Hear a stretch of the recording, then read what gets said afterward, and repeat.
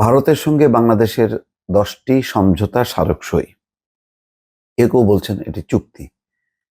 কিন্তু যেসব বিষয়ে সমঝোতা হোক বা চুক্তি হোক স্বাক্ষরিত হলো, সেগুলো খুব মানে স্পষ্ট না, এগুলি খুবই টেকনিক্যাল বা হাইপোথেটিক্যাল বলা যায়। মানে তাৎক্ষণিকভাবে আমাদের যেই চাওয়া ছিল, সেই চাওয়াটা ছিল তিস্তার চুক্তি, যেটা নিয়ে একেবারে বাংলাদেশের মানুষ মানে আকাঙ্ক্ষিত বা উৎসুক হয়ে আছে, বহু প্রত্যাশিত যেটা বলা যায় সেটা।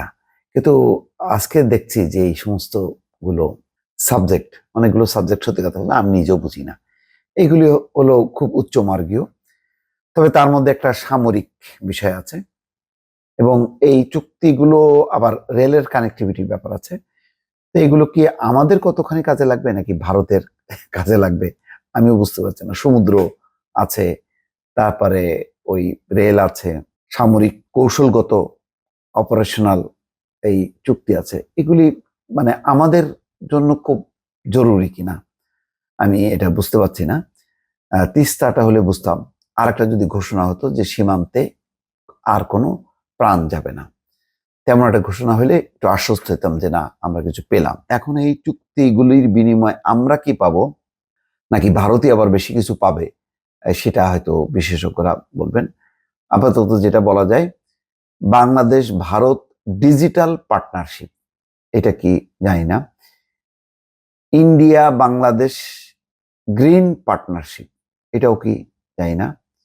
3 নম্বর সমুদ্র সহযোগিতা ও সুনীল অর্থনীতি, এটা বুঝি না। স্বাস্থ্য ও ওষুধ সংক্রান্ত পুরনো সমঝোতা নবায়ন, এটা বুঝলাম যে একটা হয়তো স্বাস্থ্য সংক্রান্ত বিষয়, এটা ভালো। তারপরে 5 নম্বরে আছে ভারতের ইন স্পেস ও ডাক ও টেলিযোগাযোগ মন্ত্রণালয়ের সমঝোতা। এতে কি হবে, আমরা কি এমন উপকার হবে? 2 দেশের রেল মন্ত্রণালয়ের মধ্যে সংযোগ সংক্রান্ত সমঝোতা।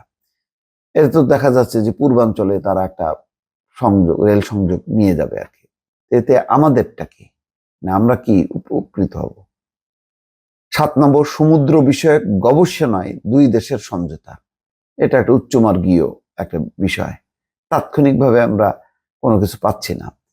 8 নম্বর দুর্যোগ ব্যবস্থাপনা ও প্রশমনে ভারতের national disaster management authority Bangladesh ত্রাণ ও দুর্যোগ মন্ত্রণালয়ের বিদ্যমান সমঝোতা নবায়ন, এটা তো এক্সটেনশন হলো। তো মৎস্য সম্পদের উন্নয়নে বিদ্যমান সমঝোতা নবায়ন নবায়ন হচ্ছে। 10 কৌশলগত ও অপারেশনাল খাতে সামরিক শিক্ষা সহযোগিতায় defence services staff college, Wellington India এবং Mirpur defence services command and staff কলেজের মধ্যে সমঝোতা। মানে ঠিক বুঝলাম না, এগুলির মধ্য দিয়ে আমরা তাৎক্ষণিকভাবে কি পাইলাম? ভারতের মতন একটা বিশাল দেশ, তাদের কাছ থেকে পাওয়ার মতন একটা চট করে একটা বলা যে আমরা এই জিনিসটা আমরা চুক্তি করে আমরা পেলাম। হ্যাঁ, তো সেই রকম উচ্ছ্বসিত হবার মতন কোনো সাবজেক্ট পাইলাম না। দর্শক আবার মনে করে না যে আমি এটা ভারত বিরোধী একটা অবস্থান থেকে বলছি। আপনারা যদি বুঝে থাকেন যে যেটা নিয়ে আমরা একটা খুব টাসকি খেয়ে গেলাম বা গর্ব করতে পারলাম, এমন বিষয়টা কি, এতে টোটাল চুক্তির মধ্যে আমাদের এটা কি লাভ হইলো আর ভারতের কি লাভ হইলো, এটার একটা তুলনামূলক বিশ্লেষণ নিশ্চয়ই বিশেষজ্ঞরা করবে। যাই হোক, খবরে বলা হচ্ছে এর আগে দিল্লির স্থানীয় সময় 9টার দিকে ভারতের রাষ্ট্রপতি ভবনে যান শেখ হাসিনা। সেখানে তাকে রাজকীয় সম্বর্ধনা ও গার্ড অফ অনার দেওয়া হয়। ভালো। এরপর শেখ হাসিনা ভারতের প্রধানমন্ত্রী নরেন্দ্র মোদী সহ দেশটির মন্ত্রী ও উচ্চপদস্থ কর্মকর্তাদের সঙ্গে কুশল বিনিময় করেন। এ সময় ভারতের প্রধানমন্ত্রী নরেন্দ্র মোদীও সেখানে উপস্থিত বাংলাদেশের ঊর্ধ্বতন কর্মকর্তাদের সঙ্গে কুশল বিনিময় করেন।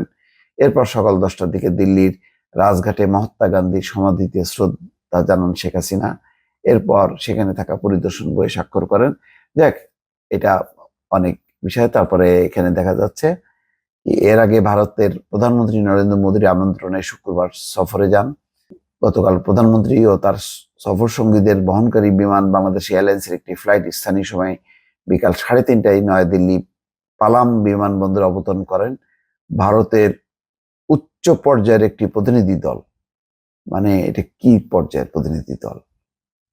বাংলাদেশের হাই কমিশনার মুস্তাফিজুর রহমান বিমানবন্দরের প্রধানমন্ত্রীকে অভ্যর্থনা জানান, মানে কোনো মন্ত্রীও যাননি নাকি প্রতিনিধি দল? লোকসভা নির্বাচনে জয়ী বিজেপি নেতৃত্বাধীন জোট টানা তৃতীয়বারের মতো সরকার গঠনের পর ভারতের কোন সরকার প্রধানের এটি প্রথম দ্বিপক্ষীয় সফর। যাই হোক, এখন 15 দিনেরও কম সময়ের মধ্যে এটা প্রধানমন্ত্রী দ্বিতীয় দফা গেছেন। উচ্চ পর্যায়ের প্রতিনিধি দল মানে বিমানবন্দরে স্বাগত জানিয়েছেন। এইসব কতখানি গুরুত্বপূর্ণ এটা বিষয় না। বিষয়টা হলো যে এই যে চুক্তি আর সমঝোতার স্মারকের মধ্য দিয়ে মানে নগদ কি পেলাম, এই আমি সাবজেক্টগুলি এখনো পর্যন্ত পরিষ্কার না। দেখি এরপরে নিশ্চয়ই বিশ্লেষণ হবে যে কি কি পাওয়া গেল আর কি পাওয়া গেল না।